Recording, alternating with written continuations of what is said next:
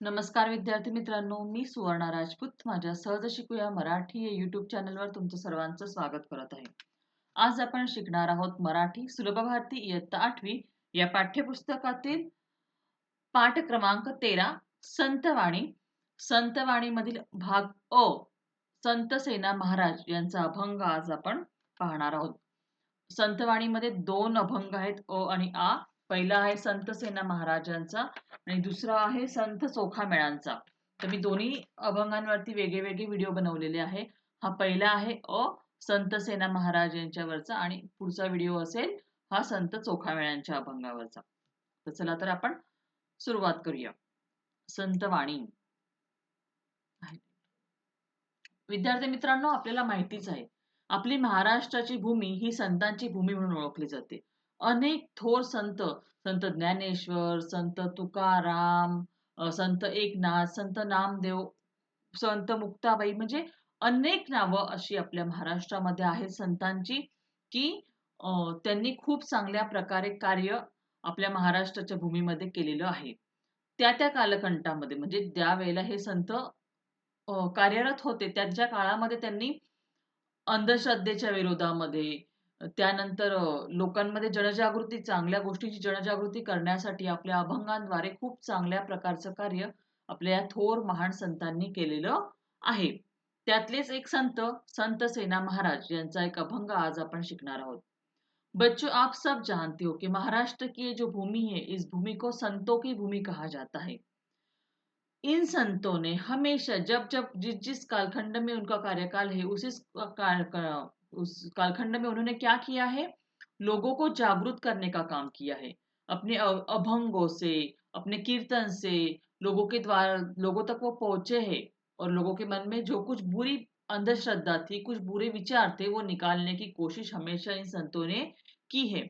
ऐसे एक संत संत सेना महाराज जिनका नाम है उनका अभंग आज हम लोग सीखने वाले हैं. चला तर आपण पहिले त्यांचा परिचय करून घेऊया.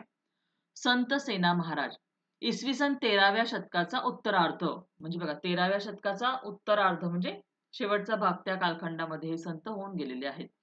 प्रसिद्ध संत कवी संत ज्ञानेश्वर व संत नामदेव यांचे समकालीन संत सेना महाराज हे पंढरीचे वारकरी होते. त्यांच्या नावावर सुमारे 150 अभंग आढळतात. संतांच्या सानिध्यात मिळणाऱ्या आनंदाचे क्षण, आनंदाचे वर्णन प्रस्तुत अभंगामध्ये केले आहे. आता ह्या अभंगामध्ये आपल्याला काय वर्णन केलेलं आहे की संतांच्या सानिध्यात म्हणजे संतांच्या बरोबर, संतांच्या संगतीमध्ये राहून त्याच्या बरोबर राहून आपल्याला जो अवर्णनीय आनंदाची अनुभूती मिळते म्हणजे अनुभव मिळतो, त्याचं वर्णन या अभंगामध्ये संत सेना महाराज यांनी अतिशय असं हृदयाला भिडणाऱ्या अशा शब्दांमध्ये सांगितलेलं आहे. चला तर मग आपण पाहूया. यहाँ पे हमें क्या बताया गया है कि संतों के साथ रहने से हमें जिस आनंद की अनुभूती प्राप्त होती है उसके बारे में यहाँ पे बताया गया है. पहिले आपण अभंग वाचूया आणि त्यानंतर त्याचं स्पष्टीकरण करूया. आजी सोनियाचा दिवस दृष्टी देखिले संतास जीवा सुख झाले माझे माहेर भेटले अवघा निरसला शीन देखता संत चरण आजी दिवाळी दसरा सेना म्हणे आले घरा आजी दिवाळी दसरा सेना म्हणे आले घरा. तर संतांच्या भेटीने संत सेना महाराजांना खूप आनंद झालेला आहे. त्यांचं आनंदाचं वर्णन त्याच्यामध्ये करतायत. आज सोनियाचा दिवस दृष्टी देखिले संतास.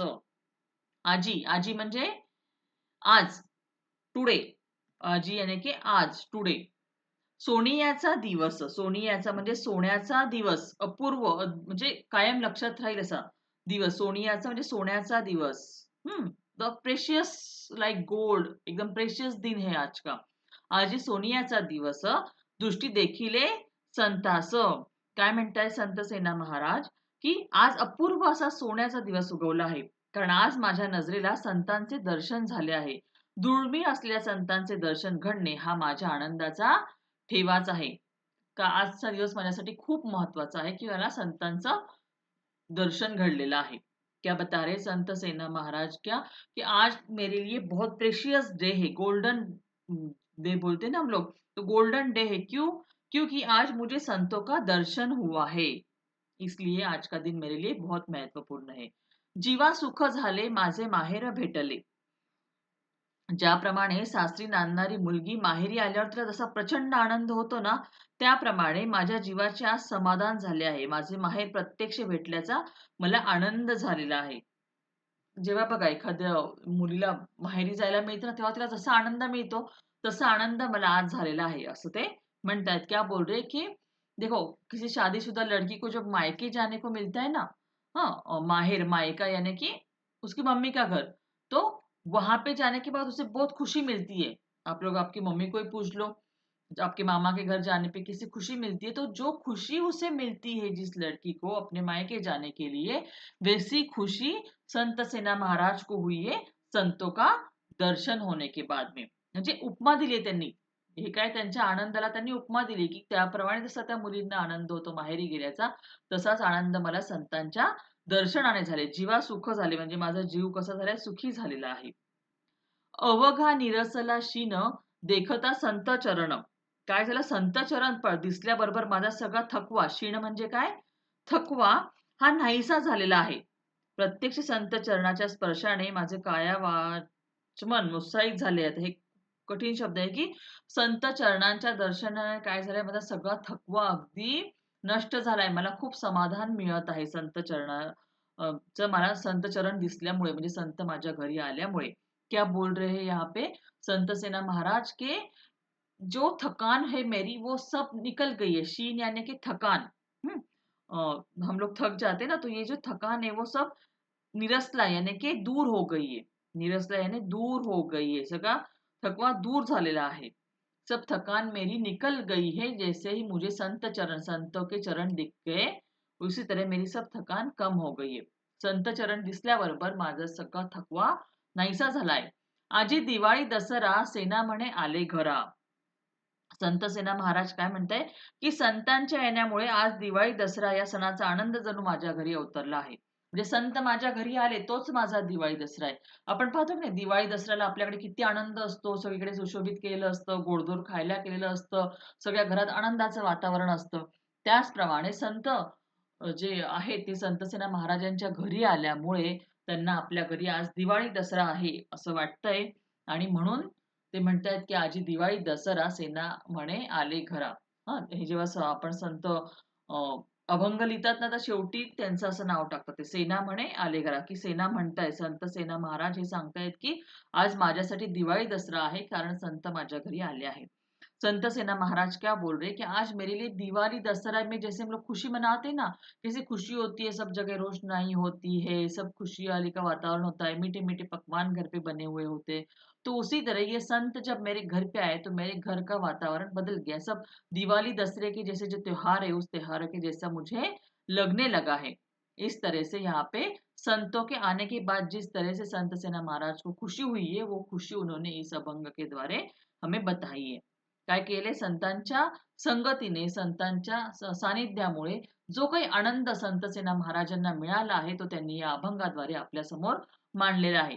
हा अभंग कुठून घेतला आहे? सकल संत गाथा खंड पहिला, संत सेना अभंग, अभंग क्रमांक 15. संपादक त्याचे आहे प्राध्यापक डॉक्टर रा गोसावी. आता आपण याचा भावार्थ पाहूया. आता भावार्थ बघा, भावार्थ म्हणजे त्या अभंगामधली जी भावना स्पष्ट करणारा जो अर्थ असतो ना, तो. आता इथे बघा, मागे जर आपण पाहिलं की आजी सुख आले माझे माहेर भेटले, म्हणजे माहेरवाशीन मुलगी तिच्या माहेरी गेली म्हणून तिला सुख भेटलं, माझा सगळा थकवा निघून गेला, ही उपमा, म्हणजे हा कवितेचा शब्दार्थ झाला. पण ते हे शब्द मांडण्याच्या मागे काहीतरी भावना असते ना, मनातले भाव व्यक्त करतं, त्याला आपण भावार्थ असं म्हणतो. भावार्थ किसे कहते हैं कि हमारे मन में जो भावना आती है ना, उसको शब्दों में जब लिखा जाता है, मतलब ये एक अभंग लिखा हुआ है तो उसके अंदर की भावना क्या है, उसका भावार्थ, इसे हम भावार्थ कहते हैं, जो इमोशन भावना उसके अंदर जो निकलती है वो. तर लक्षात राहा, भावार्थ म्हणजे आता काय दिलाय तो आपण पाहूया. संत सेना महाराज संत भेटीने झालेल्या आनंदाचे वर्णन करताना म्हणतात, संतांच्या दर्शनाने आजचा दिवस सोनियाचा झाला असून ज्याप्रमाणे सासरी गेलेल्या मुलीला माहेरी आल्याने आनंद होतो, तसाच आनंद त्यांना झाला आहे. या आनंदाचे वर्णन करताना पुढे ते म्हणतात, संत चरण दृष्टीला पडल्याने माझा सगळा शीण नाहीसा झाला असून घरी दिवाळी दसरा सणांसारखा उत्साह ओसंडून वाहू लागला आहे. हाच भावार्थ मी पण तुम्हाला शिकवताना सांगितलं की नाही. तर म्हणजे ही गोष्ट संतांच्या भेटीमुळे झालेला आनंद कसा त्यांना होतो तो त्यांनी याच्यामध्ये मांडलेला आहे. आणि हा त्यांच्या अभंगाच्या मागचा भावार्थ होता. तर शब्दार्थ पाहूया. आजी म्हणजे आज, देखिले, पाहिले, अवघा म्हणजे संपूर्ण, क्षीण म्हणजे थकवा, निरसने म्हणजे दूर होणे, नाहीसे होणे. तर अशा प्रकारे आपली संतवाणी मधला भाग संत सेना महाराजांचा अभंग हा आपला शिकवून झालेला आहे. लवकरच पुढच्या व्हिडिओमध्ये लगेचच मी तुम्हाला दुसरं संत चोखामेळ्यांचा अभंग पण शिकवणार आहे. जर तुम्हाला हा अभंग आवडला असेल, तर नक्कीच या व्हिडिओला लाईक करा. हा व्हिडिओ तुमच्या मित्र-मैत्रिणींबरोबर शेअर करा आणि आपल्या चॅनलला अजून सबस्क्राईब केलं नसेल, तर सबस्क्राईब करून बेल आयकॉन दाबा. म्हणजे नवीन येणाऱ्या व्हिडिओचं नोटिफिकेशन तुम्हाला मिळत राहील. अं, मागचा आपला एक जो धडा आहे ना, मी अभंगवाणी हा धडा घेतलेला आहे. याच्यातला 12वा स्थूल वाचनाचा जो धडा आहे ना आपला, शब्दकोश स्थूल वाचन हा माझा शिकवायचा राहिला आहे.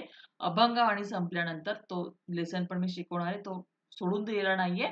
पण मी संतवाणी अगोदर घेतली आणि 12वा धडा मी नंतर घेणार आहे. हे लक्षात ठेवा. म्हणून हे सगळे व्हिडिओ तुम्हाला समजायला पाहिजे म्हणून बेल आयकॉन दाबून ठेवा. चॅनलला सबस्क्राईब करून म्हणजे येणाऱ्या व्हिडिओचं नोटिफिकेशन तुम्हाला मिळत राहील.